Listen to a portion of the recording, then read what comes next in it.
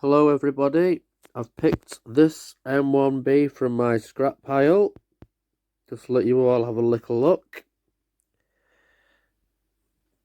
What do we think of this one then? Beyond repair? Yeah, definitely. But don't forget, it's here with me. I was debating whether to have this or not as my in-between filling job when I'm dealing with other problems that I can't deal with at the time on other boards. So, I'm going to give this a go, I think. So I'm just giving it a scan of the board so we can see that when it's working, that it's identifiable as being this board. There's a number there. I think when I bath this, that we'll lose this here, but there's an identifying one. There's another identifying one, but I think this will probably stay. Not that anyone doesn't believe that it will be this board that works, but take a good look at that. And remember this board now, bin job. Bin job, definitely. What's it worth right now? 20 quid. Let's see how good I am.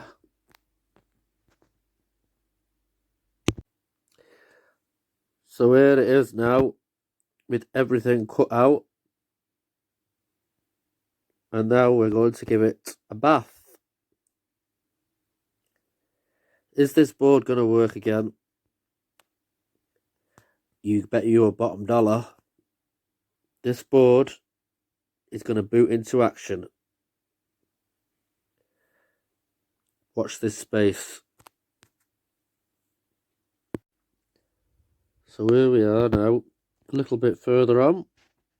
All the tracks repaired there. And there is rather a lot. There'll probably be some more that I've missed. We'll find out when I put all the chips back on. Now it's got nail varnish drying on it, so we'll leave it for a bit. As we can see, that sticker here did rub off like I thought. But there's the other sticker to say it's that board. There's that number I've shown you before. So it's that board. And I'm going to be showing you this when it's all booting. I suspect this might not work yet, the CPU, because it is looking rather blackened looking. Darker than what it should be, which means it might have burnt out, but we'll find out anyhow. We'll find out if it's running up, and I've got all the chips back on, and we'll get the probe on it if it doesn't boot. But it will work, this. It will work. Right, okay everybody, we're back again for the final part of this video. Yes, the final part.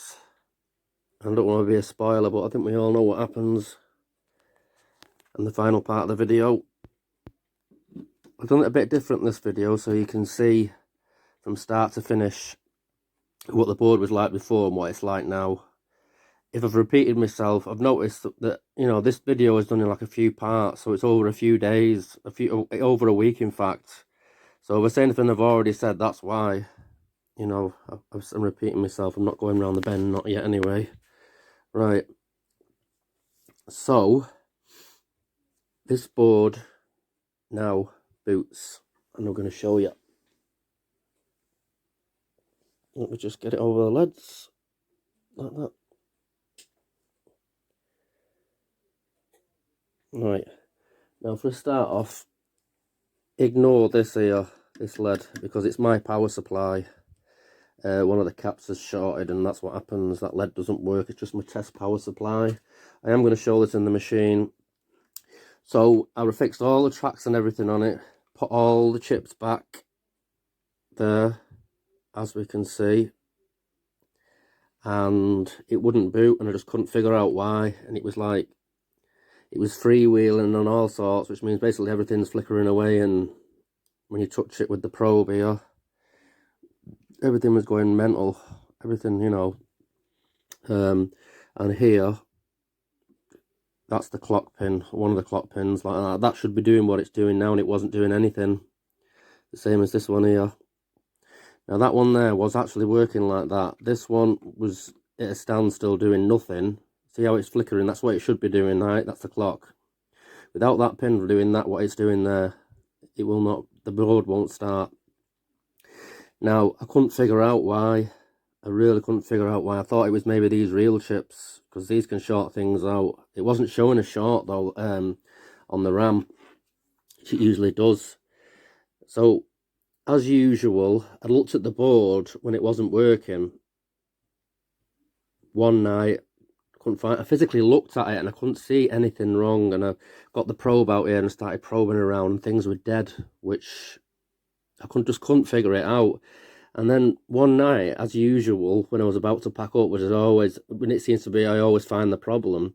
This chip here, I can't remember which pin it was. I'm not sure I think it might have been that one, or perhaps that one. Anyway, whichever one it was, when the board is dead and won't work, this part of the board here shouldn't be doing anything. Perhaps this one here, yeah. None of these should be doing anything. It should be all pretty much still like it is there now, right?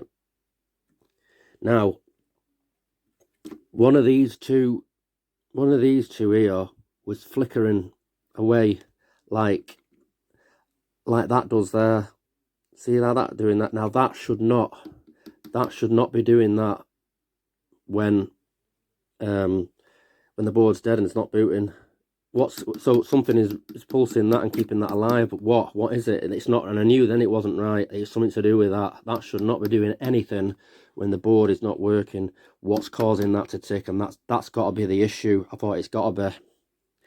So I did a load of tracing round here, and you wouldn't believe what I found. I found on my tracks here, this is where you've got to be careful. I suspect this is why people might have failed in the past, you know, if you tried fixing your own board and it just won't work, even though you think you've done everything on it, and you think you've done a good job of repairing the tracks, you can actually cause things yourself, right? And what this was my doing.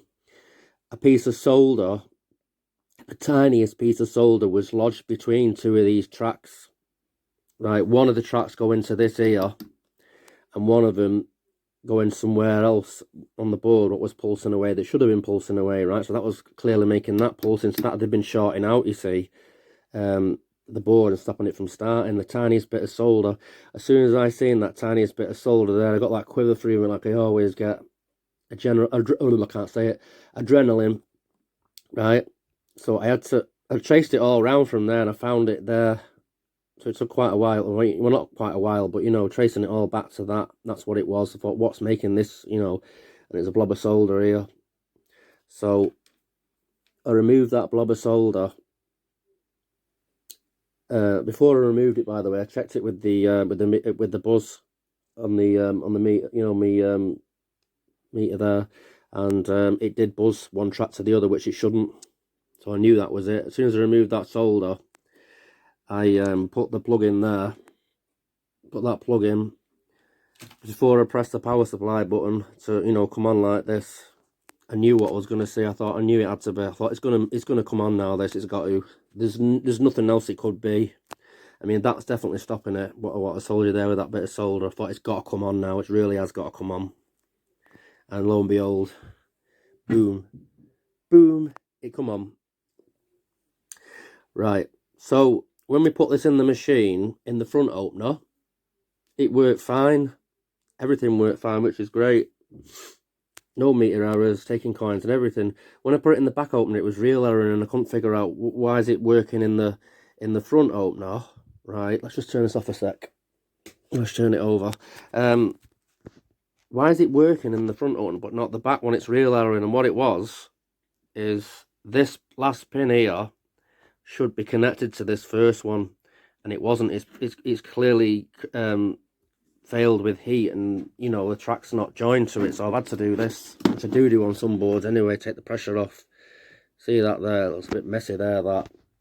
But yeah, so you join that up like that, you see, because what it was on the front opener, we're using that pin, the first one. On the back opener, Well, we're using both actually, but on the back opener we're using this one that had no connection.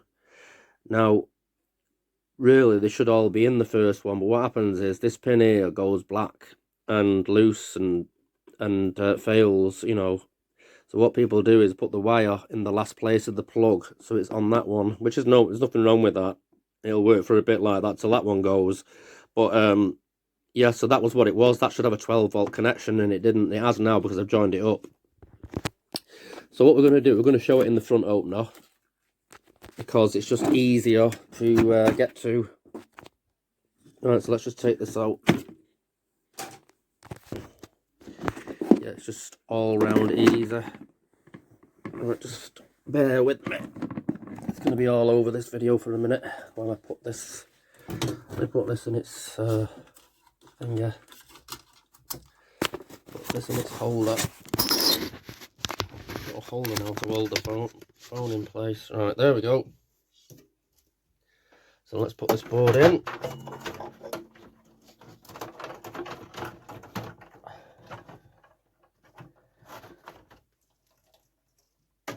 That battery away. Yeah, so it's amazing how the tiniest, someone said that to me the other day when I showed on the board, how the tiniest little thing like that can stop the complete board from working. You shorten it out, so, you know, it'll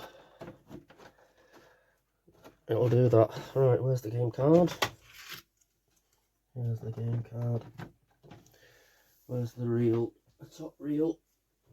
The top reel is here. Oops. I was just about to say, look how steady the camera is there compared to when I'm holding it. Lol. I got it in a stand. Right.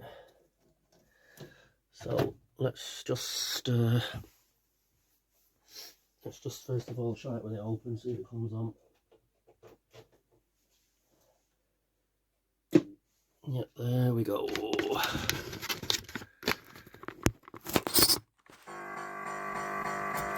RAM clear.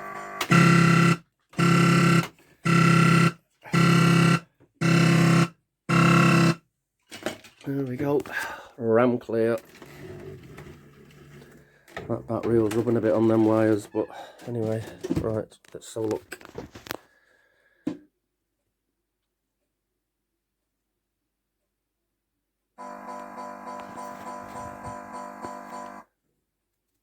Should stop doing that the next turn on because it's got a battery on it now. Always does that on the first fitting. Right, coins in.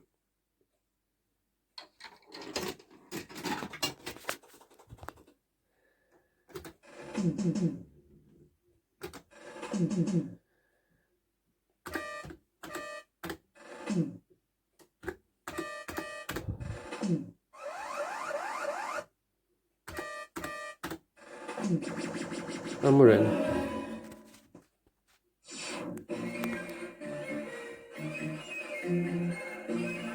We'll collect that so we can see it pay out.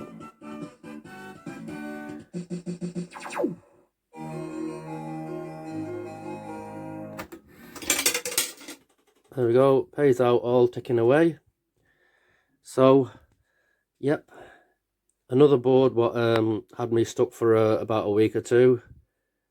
Well, no, about 10 days, about seven or 8 days with that little problem that we found. I knew I'd get it eventually, you know.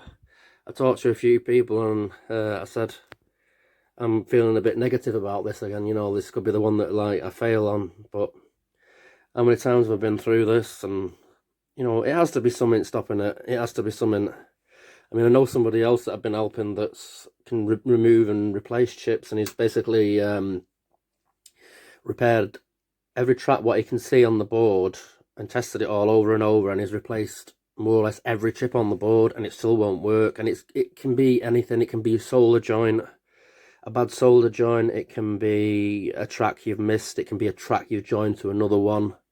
You know, it's amazing what actually stops them. But yeah, this one's all ticking away now, and like I say, it works in either, which is good.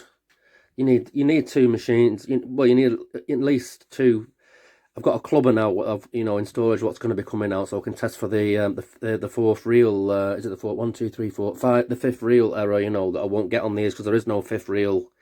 You need a front opener to check for the hopper it's working, because it might work in the back opener, but you'll have some other issue with the if the hopper wasn't working in this, it'd have some other issue in the back opener, not to do with hopper, to do with something else perhaps that you wouldn't really notice that much.